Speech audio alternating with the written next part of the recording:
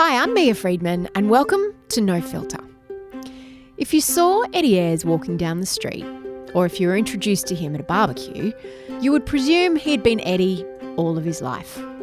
And in a way he has been. He's particularly handsome, with a warm, open face, a big, beautiful smile. He's funny and engaging, and he's extremely comfortable in his own skin. But for the first 50 years of his life, Eddie wasn't comfortable at all. Eddie was born as Emma. That doesn't mean that there are two of him, Emma in the first part of his life and Eddie now. He's careful to correct me on that. Eddie has always been Eddie. It's just that until a few years ago, when he came out as trans, he presented to the world as female. A professional violin player, a music teacher, and presenter of the classic breakfast program on ABC Classic FM, Eddie had a public profile, a well-paying job, and a loving female partner. But while on a solo bike ride through Pakistan in 2013, Eddie watched the Oscar-winning film Boys Don't Cry. And it was here alone in a hotel room that he had the sudden realisation that he was not a self-described butch lesbian, but he was in fact transgender. And what happened next was quite literally life-changing. Here's Eddie. Eddie, congratulations on the book. It's beautiful. Oh, thank you. Thank you very much. It's really beautiful. How did you find writing it?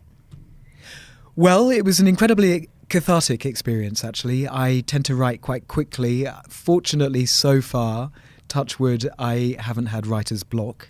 This is the second book that I've written, actually. Yeah, Cadence was your first. Yeah, that's right, under Emma. And so writing under Eddie and writing with testosterone, obviously, was a whole new experience. Does it make it faster? Well, does it make it easier? Like, how does it change the experience? Well, it did seem to come out easier, but I wonder whether it's because I was just so clear in my head of the story that I wanted to tell. And I'm not sure whether testosterone would have made that faster. But definitely I seemed to be clearer in what I wanted to say and therefore how I wanted to say it. How do you think of Emma now?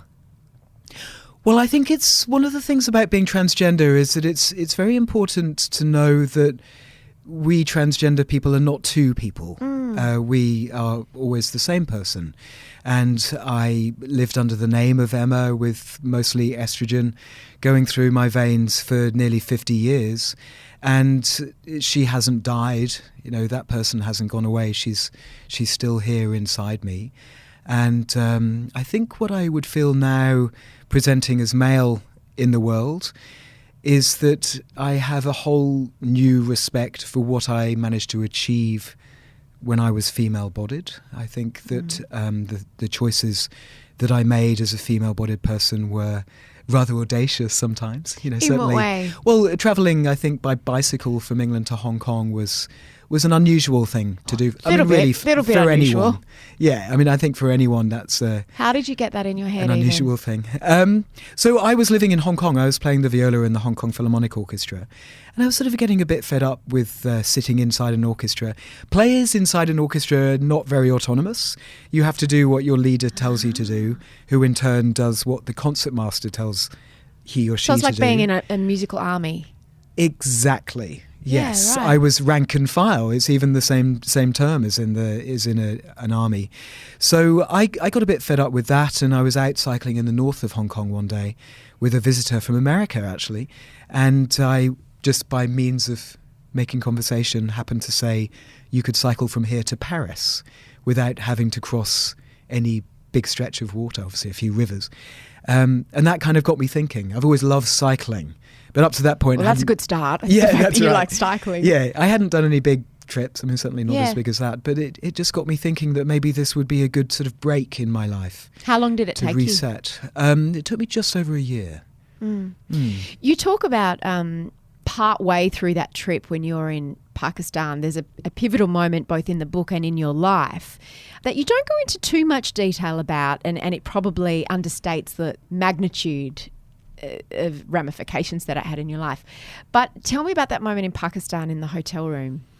Well, I'd been cycling through Pakistan for about a month at this point, and it was very, very hot. It was pre-monsoon in March, April, and it was 50 degrees by about 8:30 in the morning. Oh. Yeah, so I would get up as early as I could, cycle as much as I could, but still, I wouldn't get to where I needed to go by about midday. And I needed to sort of check out of the country for at least a night. So I checked into a 5-star hotel in a town called Multan, which is pretty much in the middle of Pakistan, not too far away from Lahore. And up to this point, I'd been treated as male. I presented as fairly male. I mean, I've always been, as when I was female-bodied, I was always quite androgynous. And I had my hair pretty short, I wore men's clothes, and it was just easier to get through the country in that sort of way. Rather than presenting as a woman travelling alone. Yes. It would have been more dangerous as well, right? Well, in some ways it could have been, yeah. So I was accepted as male. I mean, I didn't make people believe I was male. They just sort of took some signals and made up the story on their own. So when they asked me my name, I would say Emma, but they heard Emmett, which is a male name in Pakistan.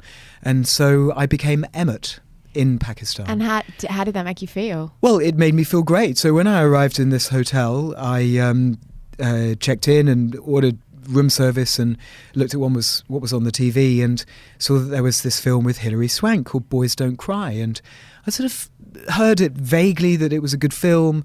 It was up for an Oscar, something like that. And so I thought, I'd check it out. And it tells the story, the true story of a transgender man called Brandon Teena. And he presented as male. He never actually medically transitioned, but he knew that he was a man. And he lived in a small town in America, and the people in the town found out that he was female-bodied and he was raped and murdered. And Hilary Swank plays this role, and it's just an extraordinary film. And up to this point, I had believed that I was lesbian. I was androgynous, I presented, I suppose, as a fairly butch lesbian. And, I was happy in that kind of way, but seeing this film... You'd identified as lesbian since you were about 14, you wrote in the book? Yes, that's right. You had a partner or you'd had girlfriends? Yes, absolutely. But I'd only come across transgender people really only from male to female, and also, sadly, in the most terribly negative way. And so I just didn't think that there was even a possibility that you could be female and go to male. I hadn't heard of it.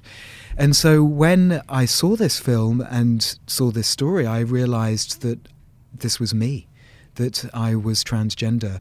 And so hearing you tell that story to this point, I sort of thought in the book that you would have this magical, mythical aha moment, and it would be amazing, and you would say, everything makes sense now, this is wonderful, I understand my future. But it was the opposite of that. Yes, well, sadly it was. I mean, certainly at the time, this was 2000, and thankfully things are changing. So perhaps it wouldn't be as devastating now as it was then, but still being transgender is an incredible challenge. I really did believe at the time that I would be losing absolutely everything if I transitioned. I had no idea how my mum would react. At this point, my mum believed that she had 2 lesbian daughters. And how was she with that? Yeah, actually really cool. I mean, she was upset at first, but eventually completely cool about it, and continues to be so with my elder sister, who's been married to her wife for 32 years now. Wow. But at the time, I had no idea how mum would react, how my family, my friends would react. How would I get work? Who employs somebody who appears to be what I believed at the time, some sort of freak?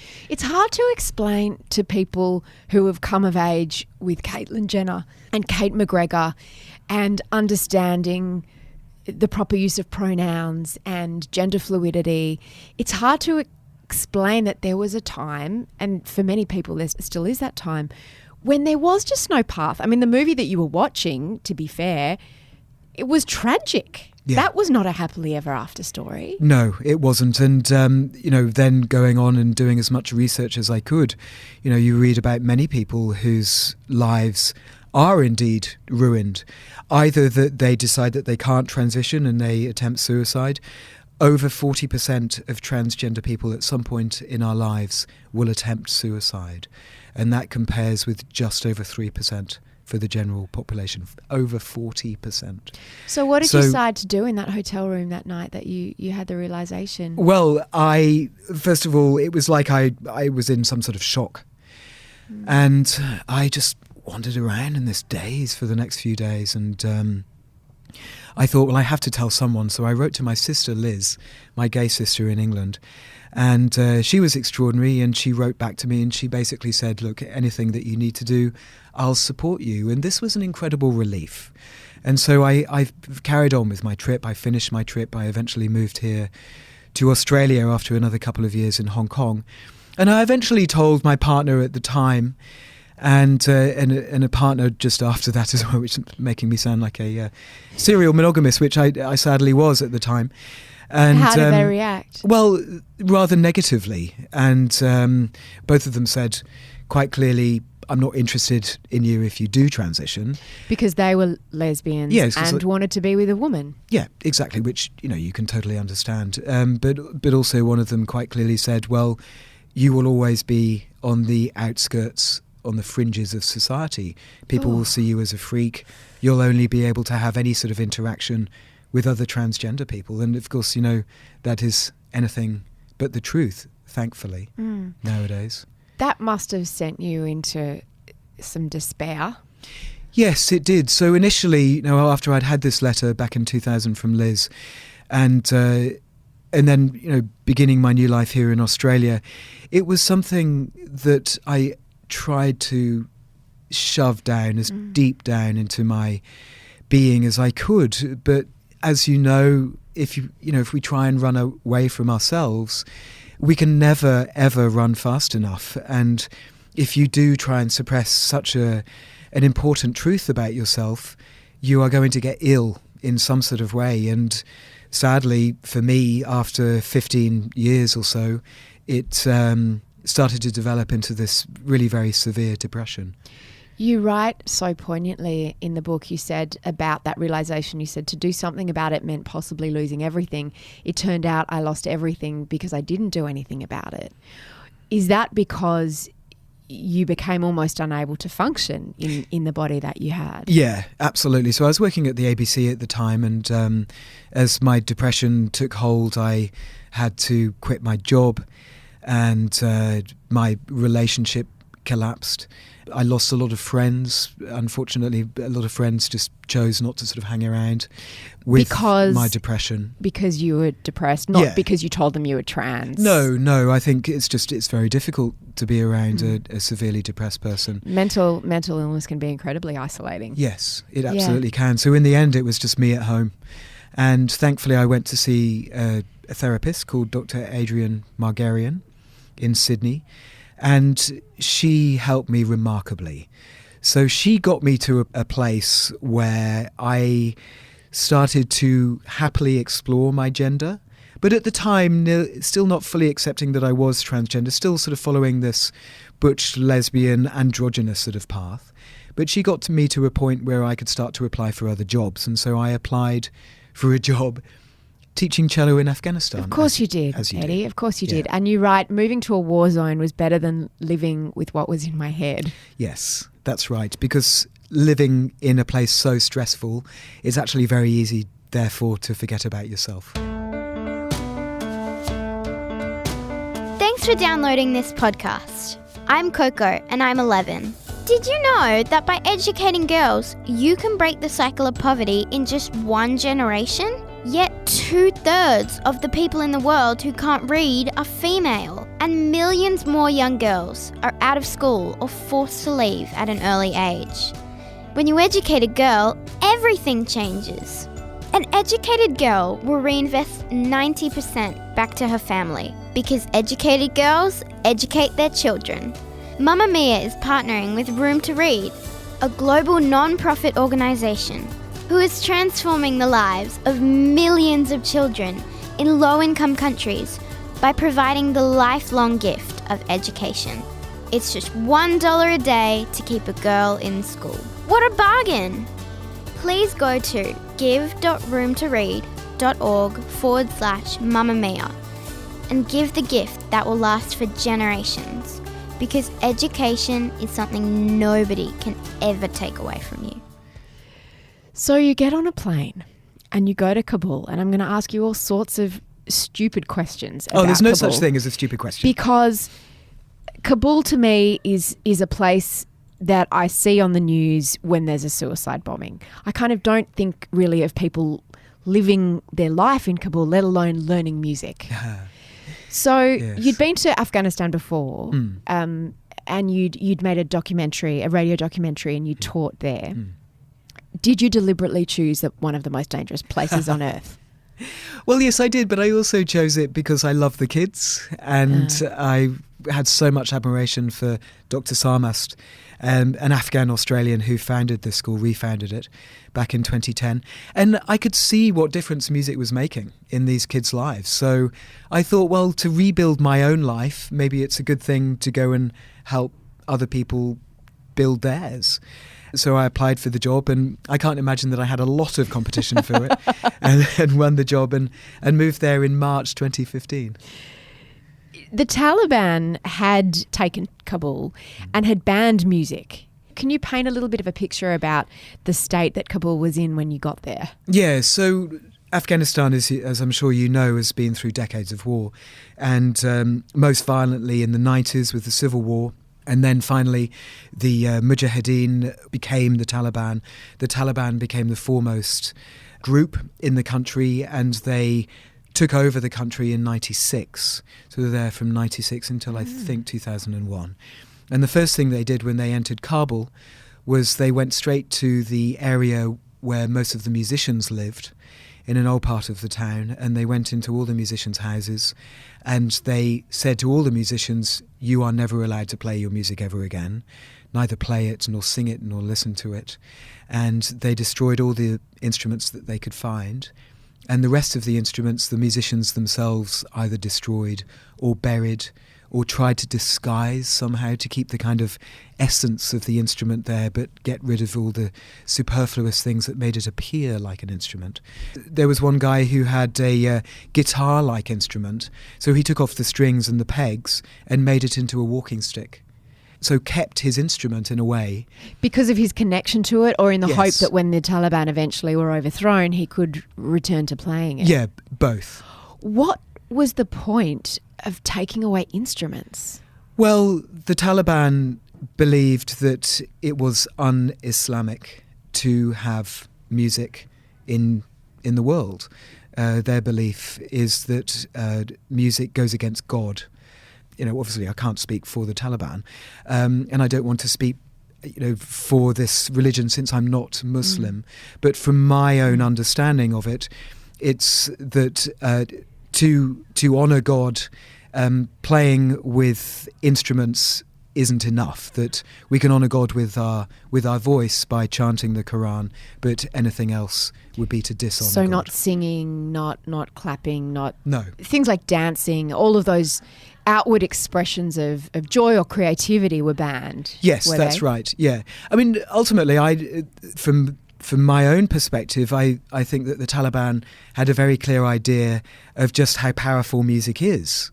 Because, it really is, isn't it? When you want to get a country together, when you want to encourage people, when you want to salve people or calm people, what do? You play them music. Yeah. And the Taliban knew this power of music, and the only way that they could control it was by completely removing Destroying it. Yeah.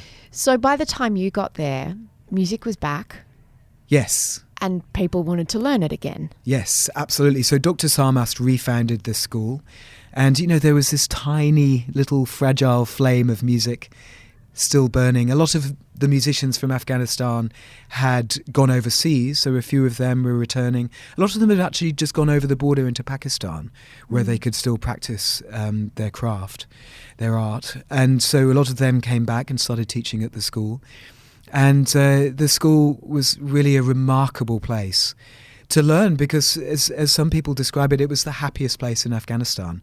You go in the gates, you'd see girls and boys playing and learning together, and people were laughing. There was this extraordinary energy of Afghan music in the air, and also Western music.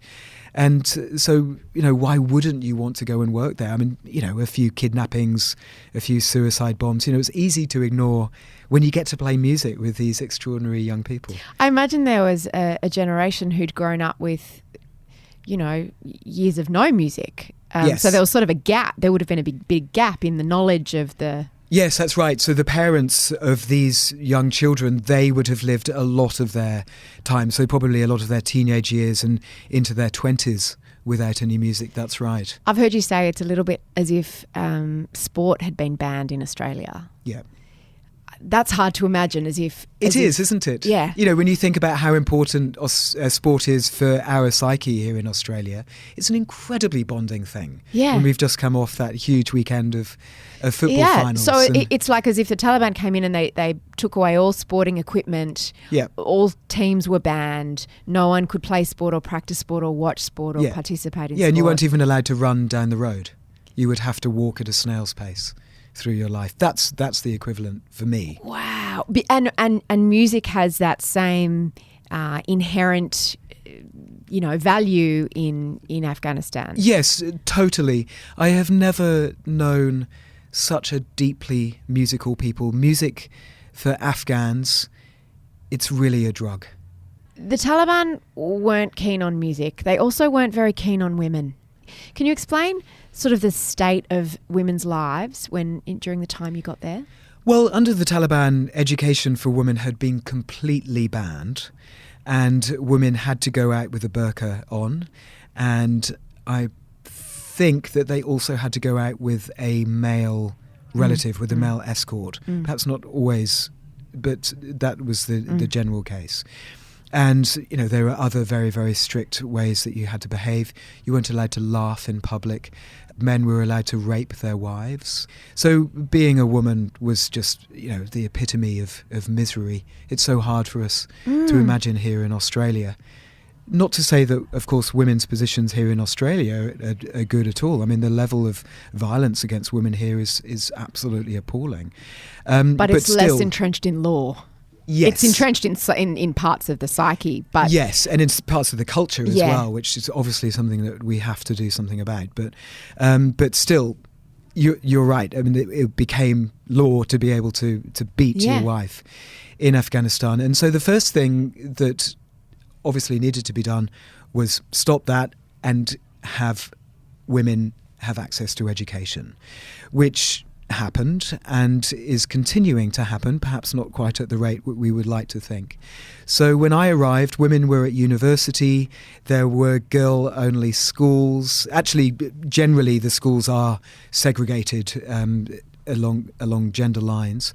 But women were walking out on the street, perhaps not in all parts of town, because Kabul is quite a divided town in that sort of way, in a socio-economic way. Did women still have to be covered? You had to wear a hijab, didn't you? Yes, you have to wear a hijab. So a hijab is just the scarf that covers your hair and your neck. And you had to wear long sleeves. You had to cover your groin area and down to your knees. And wear trousers, of course. And strangely, you weren't allowed to wear sandals, which I thought was... Or you can't see ankles really and feet. Awful. No. Sexy ankles and feet. Yeah. Did you consider just going to Kabul and presenting as a man? Your life would have been easier. Yes, it's true, although I think that would have been perhaps a bit too challenging for Dr. Sarmast and maybe for the kids, that I had gone there initially as female-bodied. Once I finally accepted that I was transgender and needed to do something about it, I did actually talk with another foreign teacher there, and she said, look, why don't you just transition here? It's going to be a great education for the kids. And she believes... And kids are very accepting. Well, kids are very accepting, but I think that for the older people in the school, it just would have been too much. And I'm very aware also that the school is in perhaps a slightly tenuous position anyway amongst the conservatives in Afghanistan. So to have a transgender person actually working there might have been a bridge too far. A bridge too far. Yeah, so I thought about it, but in the end ultimately decided not to. One of the chapters in your book that I really loved is called "If You Don't Have Any Problems, Get a Goat." Can you tell me about Nacho? Yeah, so Jennifer, beloved Jennifer, the American violin teacher at the school, it was her birthday in April, and we'd just moved into this new house, and the landlord had done the garden really nice. It was this beautiful garden, about 20 metres long, about 10 metres wide. You know, this huge place, and he'd done the lawn, he'd done the roses in the garden, and it looked gorgeous. Jennifer, for her birthday, decided that she wanted to get a goat. And so we had a housekeeper called Shersha, which means Lion King. And Shersha, we told Shersha, you know, could you please go and buy us a goat? And Shersha literally rolled his eyes because he knew that goats grow up, and he also thought that he would probably end up looking after the goat, which, of course, both of them were true. So he appeared one day in his 1980s Toyota Corolla, with a Manchester United badge on the front, and he opened the boot and lifted out of the boot, from the poo and wee that the goat had left behind, this magnificent black and white goat who seemed to be not very kid-like. We had asked for a young goat, but I think this goat was already maybe about 6 months old. Anyway, he popped him out, dropped him on the floor, and the goat ran off and proceeded to eat all of the roses over the course of the next few weeks, and then all of the leaves, and then the rest of the nice juicy stumps. So after about 2 months, there were no roses left at all, and there was a lot of poo. And then eventually Nacho started to sort of hit puberty, and I'm sure particularly men listening to this will know that when you hit puberty, there's one thing that you really like to do, and Nacho was particularly flexible. And he could actually, and I hope this is okay for your podcast, please. He could actually blow himself off, which I know is the envy of men. What a dream. The world, it's a dream. Right. Nacho was living the dream. Yeah, Nacho did live the dream, and he lived with us for about 6 months, and then it got to the Eid al-Korban, which is the Eid where it's traditional to slaughter a lamb or a goat. And in the end, we just thought, you know, it's such a Western luxury to keep a goat as a pet. So we donated the goat to Shersha, Lion King housekeeper. And Nacho left the way he came, in the boot of the Toyota Corolla. Was that sad? I was very sad, but it was the right thing to do. Nacho had grown into a big goat, and he supplied 40 kilograms of meat for families. Yeah, and he had a good time while he was around. He had a great time. He had a blast. About 5 times a day. I think that was the highest count. Through all of this, of course, you have suppressed the idea of Eddie. Had Eddie formed as someone or a possible future in your mind, or you didn't even let yourself go there? Well, I think when you talk about Eddie, I think... am I doing that thing with the two people again? Yeah. Sorry to I want to be understand. contrary, but it's not that thing of stepping from one to another. I think it's the feeling of removing a skin that you just don't like, and allowing what's inside to be on the outside as well. Because you already were Eddie. Well, absolutely. I mean, Eddie's just a name. Yeah. You know, it's a name that fortunately my mum liked as well. But so you didn't in your mind see you presenting as male as one thing and presenting as female as another thing. You know, you say female-bodied and male-bodied.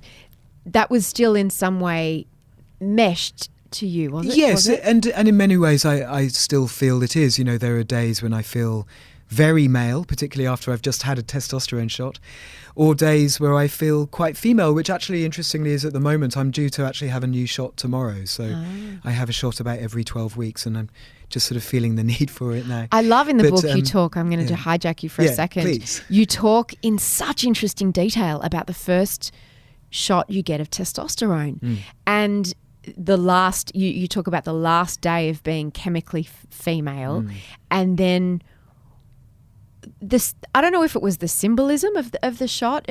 Tell me, because I found that so fascinating and so interesting, the way you felt that it changed you. Well, I mean, the thing is that we still don't know why it is that us transgender people exist, that what has happened in utero there are various drugs that can affect your mother that will then affect the fetus in utero. But we still don't know why it happens that I have a male brain and I ended up not having a male body. But what happened to me when I was finally having this injection, so it's a drug called Reandron, which is a slow-release testosterone, made in Switzerland, may I add, so, obviously very precise.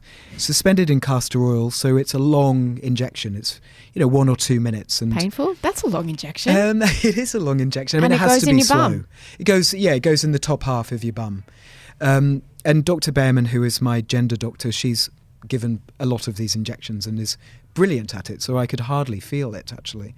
But as it went in, I was lying down and breathing out. Dr. Behrman said, look, just fall as much as you can into the bed and breathe any pain that you might experience out. And so I didn't feel any physical pain, and it wasn't as if I was experiencing psychological pain, but what it was that I felt that I was absolutely breathing out and breathing into my new life, that this image came into my head of going through the birth canal for the second time, and finally my body was awash, or it would be in a few weeks, awash with testosterone, and it, as I write in the book, it was an infinite birthday present. Every day is a birthday for me now, really. Yeah, you because so much focus is on the surgical side of things, but I found the chemical side of things so interesting. What changes did you notice emotionally and mentally after the testosterone? Well, it sort of took a while. I mean, I like to think that I started to look particularly male, immediately, but of course that's not the case. But within about a week, I'd put on a lot of weight.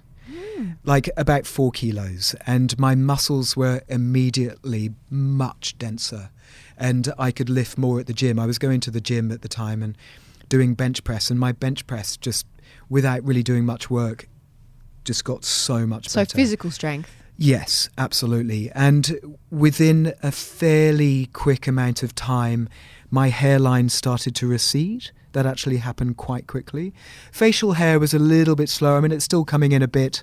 I've got that sort of scruffy facial hair at the moment that I should probably shave off, but I'm very attached to it. No, you must be loving it at the moment. So I'm like, I'll just leave it.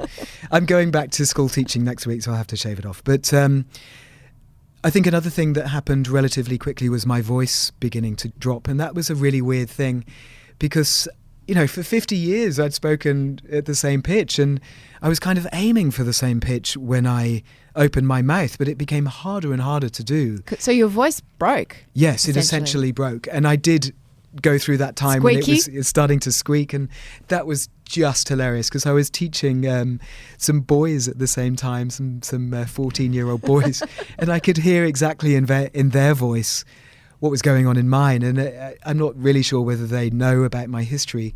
I mean, it's obviously fine if they do, but I wondered whether they heard the same in mine and thought, hang on a minute, I thought Mr. Ayres was closer to 50 than 14. So that was a wonderful thing. And, I check my voice every morning. I've got this app where you can sing into it and it tells you what note you're singing. So I sing into it every morning and see how far down it was going. And that was very exciting. And so your whole pitch changed. You said it dropped an octave. Yeah, it's a lot. Completely changed, yeah. And it's still changing. And I do find, again, depending on my sort of feelings of where my testosterone's at, I feel that has a sort of influence, perhaps more psychologically than anything, over where my voice goes to. And my libido changed. It didn't necessarily become bigger on a day-to-day basis, but what did happen to me is that when I did want to have sex, it became much more of an urgent matter than just, I'm feeling a little bit horny. Maybe I'll have sex. It's like, no, you don't understand. Yeah, it's like, no, I have to.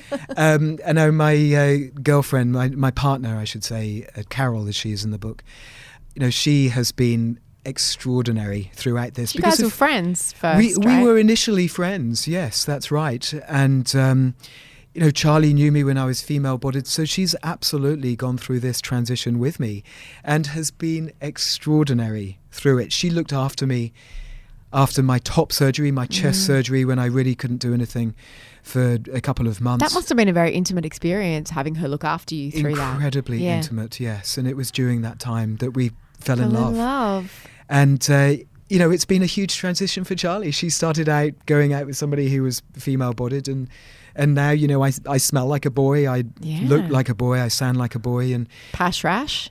She gets pash rash now? She did mention that the other day, that I was giving her some scratches on her cheeks. And I think another thing that has happened to a certain extent is some mental changes. And what I'm kind of surprised at is that a lot of them seem to be slight cliches. But then I kind of think, they're cliches for a reason, right? Exactly. So what are they? Exactly. Well, I think I'm much more logical. I don't like to chit-chat quite so much. I want to get to the point more. I was somewhere the other day where I was in a teacher training situation, and we were given this task to do, and I just couldn't see the point of it. And I think when I was female estrogen-bodied, I would have just gone along with it and just, been nice, basically. And I just thought, well, this is ridiculous. What's the point? So I said, I'm sorry, what's the point of this? And didn't necessarily get a satisfactory answer, but I just kind of did it anyway. So I'm a little bit more confrontational? I think so. Yeah. Yes. I mean, I like to obviously not be actually confrontational, but I'm more prepared to step up. More assertive. Yes, might be a better way of definitely putting more it. assertive. And I think even the way I walk down the street is probably more assertive as well. That I was saying to Andy, the publicist here, just at lunchtime, that walking down the street is a completely different experience for me now as a man. In what way? Well, people literally get out of my way. And they certainly wouldn't as a woman. I would always be having to get out of people's way. There have been experiments done, haven't there, by women? And so often people just do not get out of the way for women. Do people listen more when you talk? Yes, they do. Yep, I get served quicker. I generally just get treated better in the world, and it's absolutely appalling. You chose to pose for the Walkley Award-winning incredible photographer Andrew yes. What a genius. Quilty for the cover of Good Weekend, and those photos were extraordinary. You chose to do them with shirtless after your top surgery. Tell me about the decision. That was the most huge statement. I think it's one of the most impactful magazine covers I've ever seen. Tell me about the decision to do that. Well, I had left the music school at this point. I'd resigned, and I'd given myself a treat before I left Afghanistan for good. And that was to go to Bamiyan, which is where the Buddhas once were.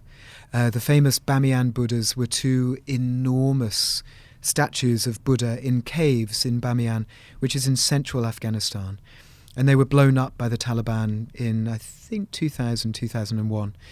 And now there are just holes, and there's this endless talk about them being rebuilt, but it's a long time coming. Anyway, Bamiyan is like a sort of oasis in the middle of Afghanistan. It's Hazara mostly, so it's much less strict. You can walk around a little bit more freely. And I so wanted to visit there. So I went with Andrew and a friend called Charlotte. And Andrew was photographing me for the Good Weekend. And at some point, I can't actually remember who suggested it, but at some point we agreed that we'd do a topless shot, because I thought that, people will learn something from seeing a transgender man at this point. It was just a few months after surgery. I would like to say that my chest looks a lot better now. Does it? In what way? Yeah. Well, the scars have gone down a lot. I've built the muscle up. Yeah. So now from a distance... You still had muscles in that photo that you could see. You had pecs. Well, I've done a lot more weight training and yoga now. So from a distance now, if you saw my chest, you wouldn't question at all that it had ever been anything other than a natural-born male chest. Did you have any moments where you were worried about that photo and that decision? Oh, yeah, absolutely. 100? Yeah, I know, I was shitting myself. Yeah, the weekend that it came out, that Friday before I was in Sydney, and I went along to the Herald offices to pick up an advance copy of the magazine, and I saw it, and I was I have to say I was a little bit tearful because I just thought, okay, it's out there. It's really out there now. It was huge. I mean, I didn't regret it, but Yeah. it was definitely a big thing to just sort of shut my eyes and go, it's okay. It's all right. This needs to be done. Yeah. How did you feel when you looked at your body from the outside in that way? Did it just feel so right? Oh, yes, totally. I mean, I have to say, I mean, I don't know whether every person does this in the morning, but, you know, I have a shower and I look at my chest in the mirror and I just think, oh, my God, I am so happy. I really do. My surgeon, Dr. Elise Saylor, who is a specialist, particularly in chest surgery of all types, but she also does a lot of operations for female to males, F2Ms. She was a completely brilliant surgeon, and the way that the scars have receded, the placement of the scars so that they go underneath my pectoral muscles, the replacement of the nipples, because male nipples are slightly out to the side. Female nipples are in the middle of the chest, or not the chest, obviously, but each side. Oh, right. They're in the middle. You know, if you think, Mia, We're both holding our where own your nipples nipples right are now. now, your nipples would be there in the middle of they're here. each breast. Yeah. But if you removed all your breast tissue now Yeah. and just kind of shrunk the breast back, Ah. the nipple would be in a strange place for a man. would, you know, you'd right. look a little odd as a man. Yeah. So the nipples had to be taken out off Further. and re-sewn on. So my nipples are here now on the sides. Do you still have of feeling each in them? pec. I do. You know, they were sliced Wow. off and sewn back on, and I have feeling in them. Yeah. That's unbelievable. Which is just incredible. Can So you yeah, explain? I love my chest. Well, and I imagine for a long time, or for 50 odd years, you would look Yeah. in the mirror and not love your chest. Absolutely. I hated it. I would do everything I could. I mean, I never bound. Some F2Ms, female to males, they actually bind their chests. Yeah. I was very lucky that I only ever had at the most size B chest, more like A when I was thin. And so I would wear a one size too small Lululemon sports bra, and that did the job of making my chest really pretty flat. Yeah. Can you explain the difference between gender dysphoria and just not liking your body? Because people would go, oh, well, I look in the mirror and I don't like my body either. I've just got bad body image. Yeah. But gender dysphoria, can you explain what that feels like? Well, it's like you were saying about music affecting Afghans in every atom of their body. It's the same. It's the same for me. Now, of course, I can't speak for every transgender person. I can only speak for myself. But for me, it was hating absolutely every atom of my body, that I felt like my body had committed treason against myself, that here was a male brain. I absolutely identified with males in the world, and in a subconscious level, I was really, well, not even subconscious, you know, consciously I was a straight man, and yet I had breasts and a vagina, female deposits of fat around my legs and my hips, and female skin, you know, female hair pattern on my head. And I was just what's the word? Perpetually, that's it. I was perpetually disappointed. Oh, your whole face has Yeah. taken on this patina of sort of sorrow. Yes. When you're it was talking like about that. it. Yeah. Yeah, I mean, I think I look back at it now and I do wonder how I lived for so long with it, actually. And to be lifted away from that, you know, Yeah. the relief is just incredible. On your 49th birthday. That's right. Yes. You, some people would say, well, but, and for a long time you thought, well, I present as a butch lesbian. Sometimes I'm mistaken for being a guy. Is that not enough? Yes. Look, I mean, Did you kid yourself for a while that it was enough? I absolutely did. I mean, and I hope it's okay to say, I know that politically it can be contentious that a man says that he's a feminist, but I hope... Oh, come on. We Well- love fair. You better be a feminist. Oh, well, yeah. I mean, I hope with my history that it's okay to say that I'm a feminist. Anyone is allowed Okay. to be a feminist. It's a big party and everyone's invited. Okay, well, thank you. So I identified as an ardent feminist, and I did as much as I possibly could to push those boundaries of what it is to be female. Yeah. You know, I had short hair. I shaved my hair sometimes. I didn't wear makeup. I didn't shave my armpits. I didn't shave my legs. I very, very rarely wore a dress.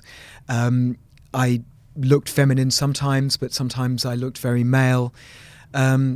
I did sports that perhaps wouldn't be seen. You rode a as motorbike. I rode a motorbike. Yeah. So all those things I did to try and push this envelope of womanhood.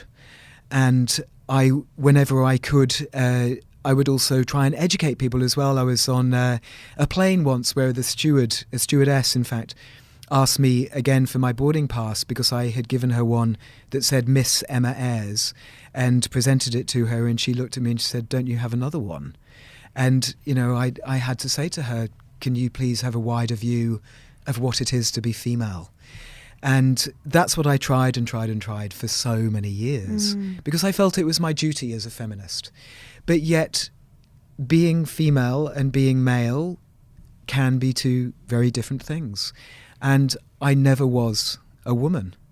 And it was never going to work. So when I stepped into the doctor's office for the first time and said to Dr. Behrman, "I'm transgender," she said to me, "So being androgynous isn't enough for you anymore."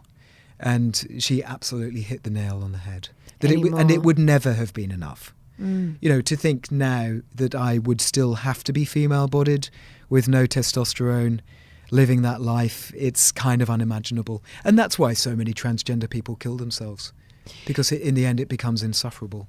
Because it doesn't seem like it would have been a very big jump to going from Emma, who presented pretty male, I mean, as a butch lesbian, but that was often mistaken for a guy.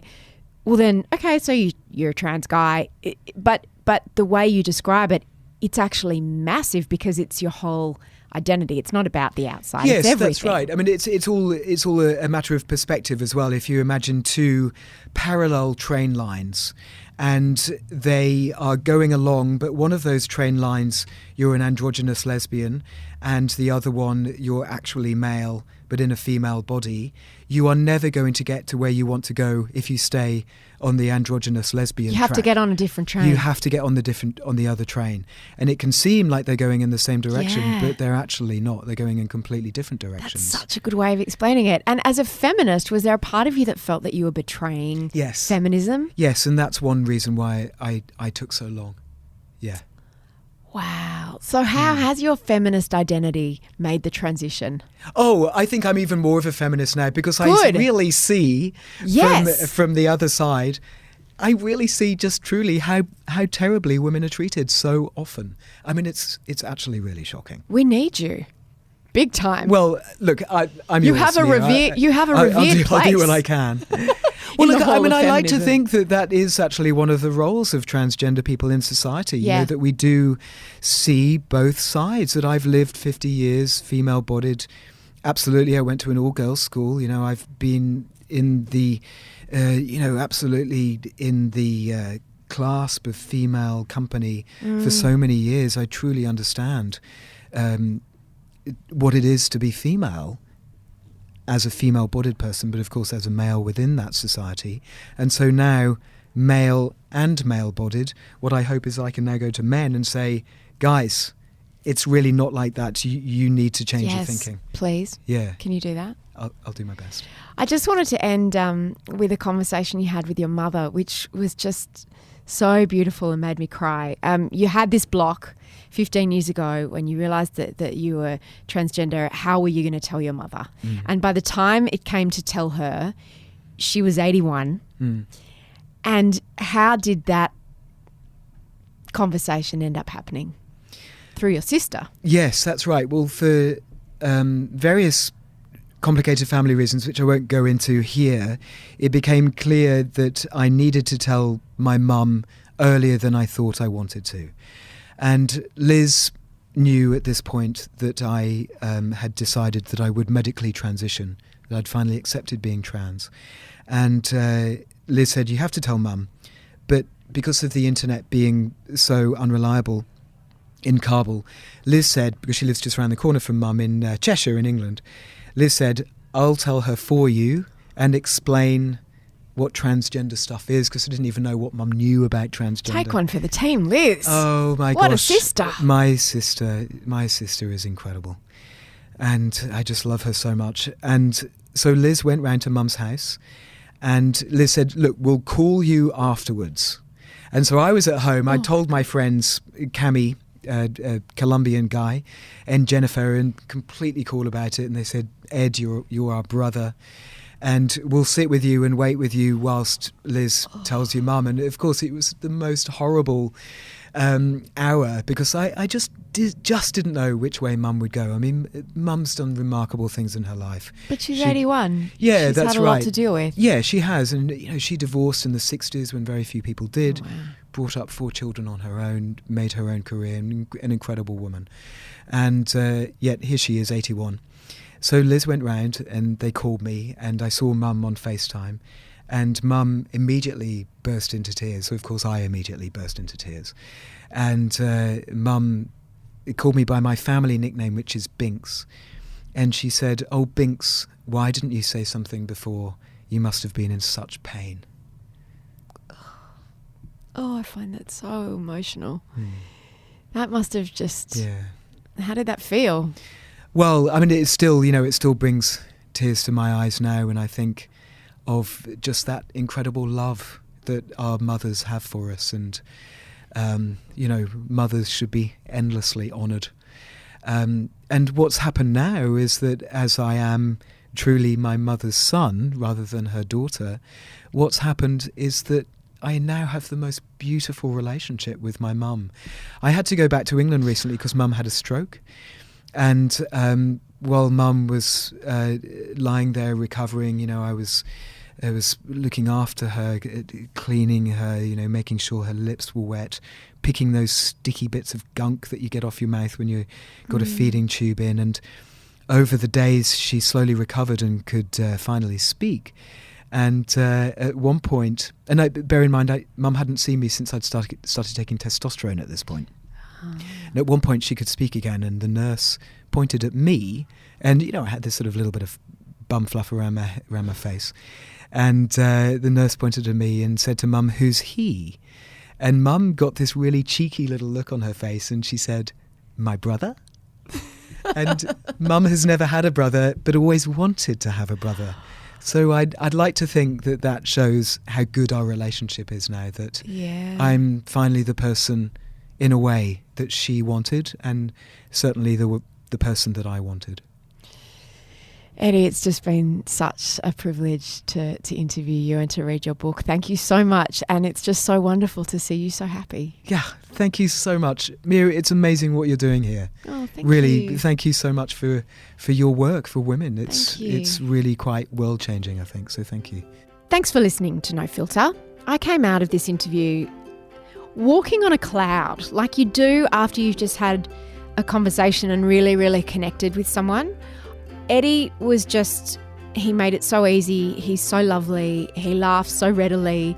And I forgot about all my questions, and we just had, as I hope you heard, just a beautiful conversation. I just adored him. You can find Eddie's book, Danger Music, by going to apple.co/Mamma Mia. I highly recommend it. It's a beautiful, beautiful book. And I learned a lot about Afghanistan as well, and just the life that he lived over there. Subscribe to No Filter in iTunes. In fact, that's probably a silly thing to say, because if you're listening now, hopefully you are already subscribed. But if someone perhaps sent this episode to you, or you clicked through from a post, you might not yet be subscribed. Please subscribe. We have wonderful conversations like this every week on the No Filter podcast. And you can find us in iTunes, and there you can leave us a review and give us 5 stars, and that helps other people find us. Better still, download the Mamma Mia podcast app. Steal a friend's phone. Steal your mum's phone. Steal your kid's phone. And do it for them. Subscribe someone at random. It's a favour. It's not an imposition. Do it. Just do it. If you want to suggest a guest for this podcast, we've had some wonderful suggestions. Or if you just want to ask me a question, you can call the pod phone on 02 8999 9386, or flick me an email at podcast@mamamia.com.au. Today's show was skillfully and lovingly produced by Eliza Ratley for the Mamma Mia Women's Network, and the director of podcasts here is Rachel Corbett. I'm Mia Friedman, and I will see you on the internet.